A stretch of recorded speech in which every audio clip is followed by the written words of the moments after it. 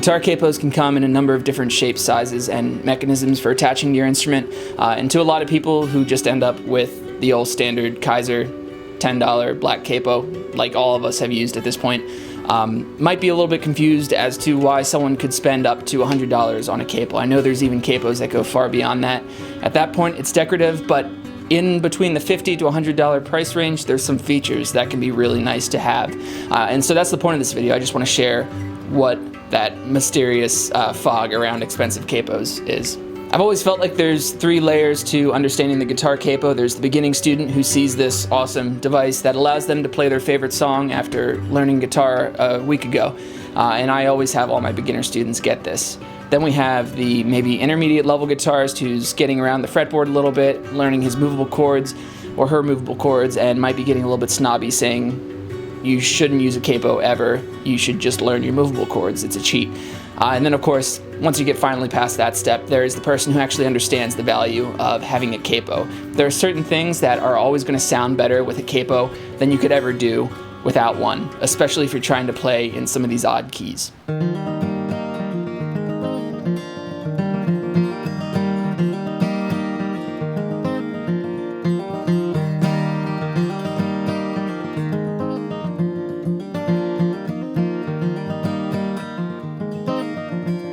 Obviously what you just heard is the most common use of a capo. You're just shifting the key so that you can use the open chords that you already know. That last playing example, there's no way you can make that sound as smooth and sustaining without a capo as you can with a capo. Now, aside from that, there are a ton of cool capos with different shapes. Here's one that only covers 3 strings, this one covers 5. This one could cover any number of combination of the 6 strings. And you can create a lot of cool music with these capos. I'm going to run through a few of these and then we'll get to the expensive talk. Let's start here with this guy. This is a 5-string capo. Some people might call it a drop D capo because if you put it on the 2nd fret and you're having it not affect the low-pitched E string, then it kind of works in a similar way as if you had tuned down that low E string a whole step, right? Your open strings on the other 5 strings, the relation between the low string to those 5 rather is similar to as if you had tuned your guitar to drop D.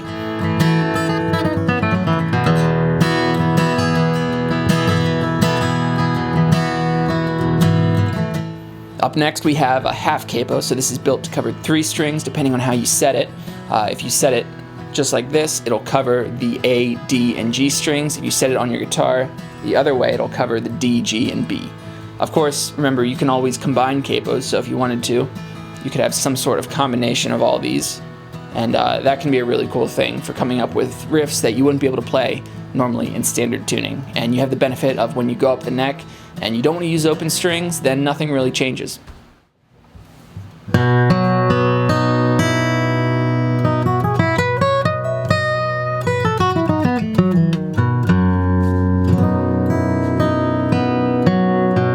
And lastly, I want to mention the Spider capo. This is the original one. You can get some knockoffs now. Everything I'm going to link in the description if you want to read more about them or you decide you want to try one of these out.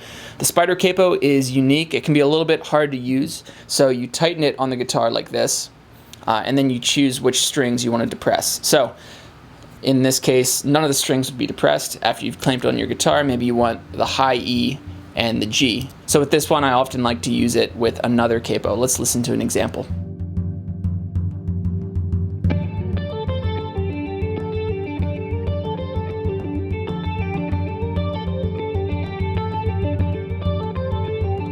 So there are a ton of different capos on the market. How do you choose the one that is going to work best for you? Let me explain. The most simple ones are non-adjustable, so we just have a fixed tension spring here that you would use and clamp it on your instrument. The downside with a fixed tension spring is in the case of this capo. For example, here's one example. There's going to be more if this one's irrelevant to you. I had 14s on my D28 for a while. I really enjoyed that sound. It can be a little hard to play for sure. But believe it or not, this capo, this spring, was not strong enough to hold down a set of 14s in standard tuning. And so I ended up getting one with an adjustable tension. I could have a little bit more. And that's when I noticed reason number 2 why it can be very useful to have an adjustable tension capo. This is made by D'Addario.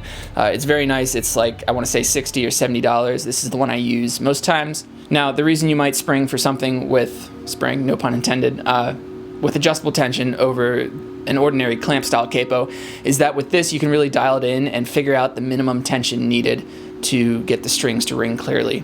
So the benefit with this is that when you figure out that correct tension, it doesn't require you to retune your strings when you're moving the capo around. And I had never even thought about that. I just thought that retuning was something that was inherent when you use a capo. I thought it was always going to happen. There is this little trick, if you know, where you can squeeze down. Say we're going to put the capo at the 5th fret. Squeeze down with your right hand at the 6th fret before you put it on. It'll be a little closer, but it's still not going to be exact all the time. With the adjustable capo, you can dial it in and it'll be perfect each and every time. Now there is an inherent downside to this in that it takes 2 hands to put it on. You squeeze this, it opens up, you latch it onto the guitar, and then you squeeze it, you turn it to the tension. That's a 2-hand process. In a lot of cases, I'm usually playing musicals, and for musicals, if it's a little out of tune, I would rather have that than miss an entrance. Oftentimes you have to change instruments really fast, so I still kind of take these for the musical gigs that I do. There is also a happy middle ground that I stumbled onto when I was looking at getting a drop D capo like this. This is made by Shub. So it's the partial capo that I mentioned earlier, and it is kind of a combination of something you can do with one hand, but while still also having an adjustable tension here. And the way it works is that once you set the tension here, it's always going to be at the correct tension. You just sit it on your guitar, you can do it with one hand, and then this little thing clamps up and it'll be at pitch. Some other capo brands you might look into, the G7 capo is a really popular one that I've used, but I don't own one. They have different models with and without adjustable tension. And if you want to get something really fancy, check out Thalia capos. The money goes to a great cause and they're really beautifully made. So there's my video on expensive capos that no one really asked for. If you enjoyed the video, hit the like button, subscribe to the channel, all that stuff. I appreciate it, helps me grow my channel. You can check out the links at the description if you decide you want to upgrade your capo maybe. Anyway, thanks for watching the video again. Take care and I'll see you in the next one.